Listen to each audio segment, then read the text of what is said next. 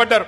మా తమ్ముడు ఆర్మీ రవి అనే ఓ పిల్లగాడు ఉంటాడు. ఎక్కడున్నాడు ఆయన? ఎక్కడున్నా నిలబడి తమ్ముడులే చేయలేపు.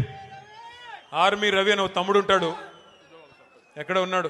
శుద్ధవాగు సర్పంచ్ గారు. సరే ఉన్నాడు, ఎక్కడ ఉన్నాడు. ఆ తమ్ముడికి నిజంగా నేను అభినందనలు చెప్తా ఉన్నా. నేను ఒక్కడికే చెప్తున్నా, ఏమనుకోవద్దు, చాలా మంది పోరాటం చేసిన వాళ్ళు ఉన్నారు. కానీ తమ్ముడు మీద కేసులు పెట్టి జైలుకు పంపించాడు పొంగులేటి.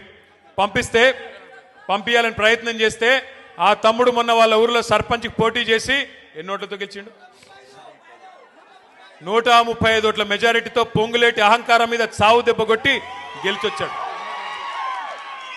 చిన్న గ్రామ పంచాయతీలో 135 ఓట్ల మెజారిటీ.